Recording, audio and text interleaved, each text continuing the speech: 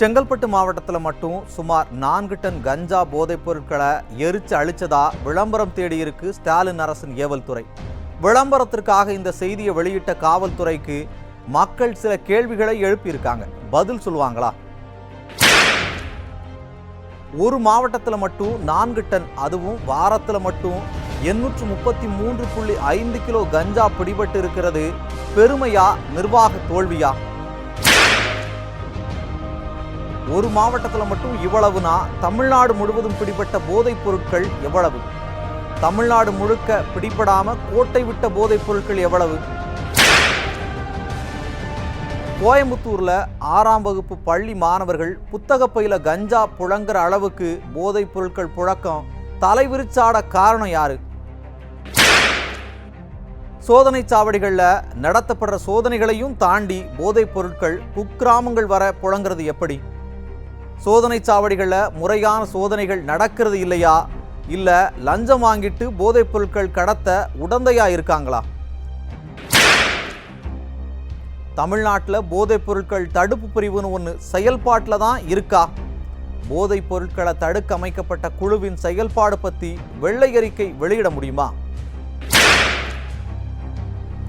போதைப் பொருட்கள் நடமாட்டத்தை கண்காணிக்க முடியாம தமிழக காவல்துறையும் உளவுத்துறையும் செயல் இழந்துருச்சா? 1.0 2.0ன்னு ஓ மட்டுமே போட்ட ஸ்டாலின் அரசு போதைப் பொருட்கள் ஒழிப்புல எடுத்த உண்மை நடவடிக்கை என்ன? பள்ளி குழந்தைகள் கிட்டையும் புறையோடி போய் இருக்கிற அளவுக்கு கஞ்சா போதைப் பொருட்களை தடுக்க முடியாதது அரசு நிர்வாக திறமையின் வெளிப்பாடா? இளம் தலைமுறையை சீரழிக்கிற போதைப் பொருட்களை தடுக்க முனைப்பு காட்டாம சுய விளம்பரத்திற்காக வீடு வீடா போய் ஸ்டிக்கர் ஒட்டுறது சுயநலம் இல்லையா? போதைப் பொருட்களால் ஏற்படும் விளைவுகள் பற்றி விழிப்புணர்வு ஏற்படுத்துறதுக்கு பதிலாக உங்க பேரை விளம்பரப்படுத்துறீங்களே, இது நியாயமா முதல்வரே? போதையின் பாதையில் செல்லாதீர்கள்னு வீடியோ போட்டு விளம்பரம் மட்டுமே தேடிட்டு போதைப் பொருட்களை தடுக்காம வேடிக்கை பார்க்கிறது பொறுப்பை தட்டி கழிக்கிற செயல் இல்லையா? என்னதான் குழு போட்டோம், சோதனையை பலப்படுத்தணும்னு மடைமாத்த பார்த்தாலும் பிடிபட்டிருக்கிற போதைப் பொருட்களின் எண்ணிக்கை நிர்வாக தோல்வியை வெளிப்படுத்துதா? உங்க கட்சி பிரமுகர்களே போதைப் பொருள் கடத்தல் மன்னர்களா இருக்கிறாங்களே, அவங்க கிட்ட எத்தனை டன் போதைப் பொருட்கள் பிடிபட்டதுன்னு சொல்ல முடியுமா ஸ்டாலின் அவர்களே? போதைப் பொருட்களை தடுக்க முனைப்பு காட்டாம மறுவாழ்வு மையங்கள் அமைக்கிறது தான் அரசின் சாதனையா?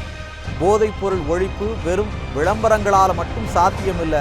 உண்மையான மாற்றத்திற்கு தீவிரமான நடவடிக்கையும் மக்கள் நலன் மேல அக்கறை இருக்கிறதும் அவசியம்.